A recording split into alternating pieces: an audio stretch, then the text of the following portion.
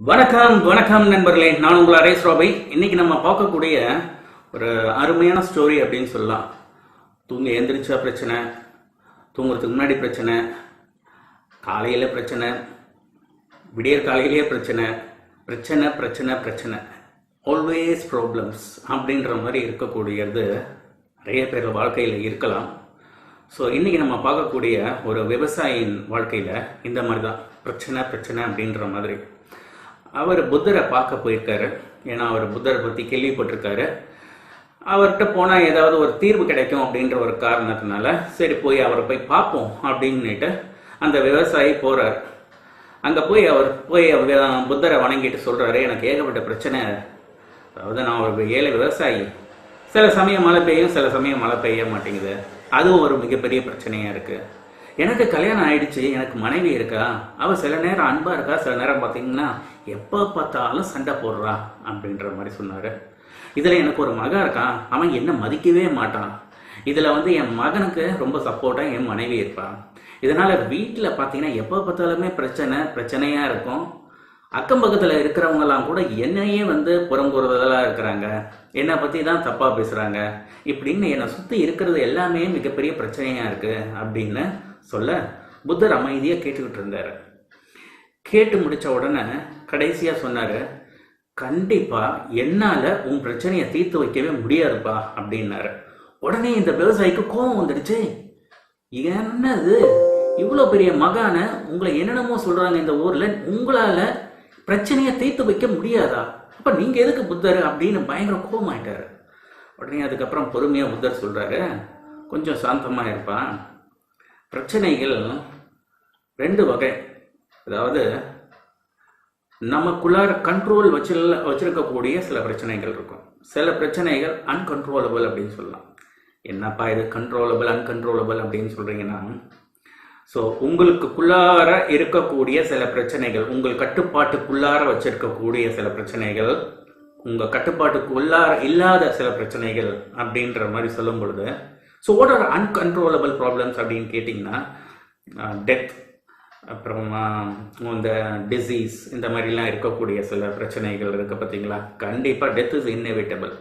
சாவுன்றது எந்த மனுஷனாக இருந்தாலும் இந்த உலகத்தில் பிறந்தானா அவன் இருக்கணும். இதெல்லாம் நம்மளோட கையில் கிடையாது. These are all uncontrollable problems. So controllable problems இது ரெண்டுத்துக்கும் நீங்கள் பிரிச்சுக்கணும் அப்படின்றத கடைசியாக சொல்ல வர்றாரு. என்ன பிரிச்சுக்கணும் அப்படின்னும் பொழுது, கண்ட்ரோலபிள் அன்கண்ட்ரோலபிள் ப்ராப்ளம்ஸ் அப்படின்னா, இந்த புறம் கூறுறாங்க, மற்றவங்க என்ன இப்படி பேசுகிறாங்க அப்படி பேசுகிறாங்க, இதெல்லாம் நீங்கள் அறவே விட்டுருணும். ஏன்னா உங்களால் அதை நீங்கள் தடுக்க. ஸோ லைஃப்ன்றது it is not complex, it is very simple. நம்ம எடுத்துக்கிற பொறுத்து தான் இருக்குது. ஸோ இதில் அவர் சொன்ன மாதிரியே கண்ட்ரோலபிள் அன்கண்ட்ரோலபிள் ப்ராப்ளம்ஸ் இதை நம்ம பிரிச்சுக்க தெரிஞ்சுக்கணும். கடைசியாக அவர் சொன்ன விதம் என்ன அப்படின்னா, உன்னுடைய வாழ்க்கையில் இதை நீ தெரிஞ்சுக்கிட்டீங்கனாலே போதும். மழை வருதோ வரலையோ அது உன் கையில் கிடையாது. அதே சமயத்தில் உன்னுடைய இறப்போ பிறப்போ இதுவும் உன்னுடைய கையில் கிடையாது. ஸோ இந்த மாதிரி பிரச்சனைகள், உனக்கு ஆட்கொள்ளப்பட்ட சில பிரச்சனைகள், உன்னால் கட்டுப்படுத்தக்கூடிய சில பிரச்சனைகள், உன்னால் கட்டுப்படுத்த முடியாத பிரச்சனைகள், அதை பிரித்து பார்த்து அதனை அணுகுமுறை கொண்டு உன்னுடைய பிரச்சனை இல்லாத ஒரு வாழ்க்கையை தேர்ந்தெடுத்துக்கோ.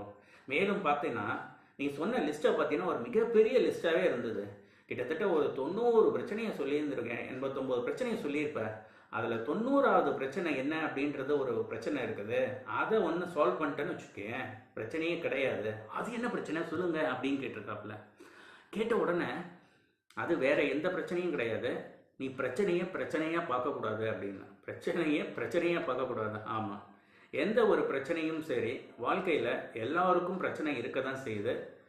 அதை உன் கண் அருகே எந்த ஒரு விஷயத்தையும் எடுத்து பார்த்தீங்கன்னா ரொம்ப பெருசாக தெரியும். அதே கொஞ்சம் எடுத்து வச்சு பார்த்தீங்கன்னா பெருசாக தெரியாது. அதே மாதிரி தான் உன்னோட லைஃப்பில், உன்னோட வாழ்க்கையில் பிரச்சனைகள் அப்படின்றது ஒரு இன்றியமையாதது, எல்லாருக்கும் இருக்கக்கூடியது. ஸோ இப்போ நம்ம எப்படி வாழணும் அப்படின்றத நம்ம சிம்பிளாக பார்ப்போம். So life is very simple, don't make it complex. இந்த மாதிரி கண்ட்ரோலபிள் அன்கண்ட்ரோலபிள் ப்ராப்ளம்ஸ் இதை நீங்கள் டிஃப்ரென்ஷியேட் பண்ணிக்கிட்டீங்கன்னா லைஃப்பில் எந்த பிரச்சனையுமே இருக்காது. மேலும் பார்த்தீங்கன்னா லைஃப் ரொம்ப சிம்பிள், இதை காம்ப்ளெக்ஸ் ஆக்கிக்காதீங்க. எல்லாருக்கும் எல்லா விதமான பிரச்சனைகள் இருக்குது. இந்த உலகத்தில் பிரச்சனை இல்லாத மனுஷனே கிடையாது. அப்படி பிரச்சனை இல்லாத ஒரு மனுஷன் இருக்கான் அப்படின்னா கண்டிப்பாக அவன் மனுஷனாக இருக்கவே முடியாது. ஸோ லைஃப் அப்படின்னா பிரச்சனை இருக்கும், அந்த பிரச்சனையெல்லாம் தாண்டி வர்றது தான் வந்து லைஃப். ஸோ இந்த காணொலி மூலமாக ஒரே ஒரு விஷயத்தை சொல்லிக்கிறேன், என்னென்னா life is very simple, but don't make it complex, because everyone are having problems.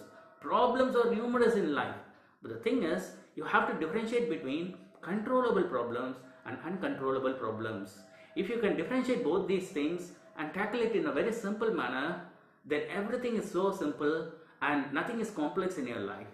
Yes, my dear friends, life enjoy பண்ணுங்க, ரொம்ப சிம்பிளாக எடுத்துக்கோங்க, காம்ப்ளெக்ஸாக ஆக்கிக்காதீங்க. ஸோ இது மூலமாக இன்றைக்கு நம்ம புத்தர் சொன்ன ஒரே ஒரு விஷயம், ப்ராப்ளம்ஸை எப்படி நம்மளுடைய கண்ணோட்டம் இருக்கணும் அப்படின்றத பார்த்தோம். நாளைக்கு இன்னொரு சின்ன ஒரு குட்டி ஸ்டோரி மூலமாக உங்களுக்கு சொல்கிறேன். பாய், தேங்க்யூ.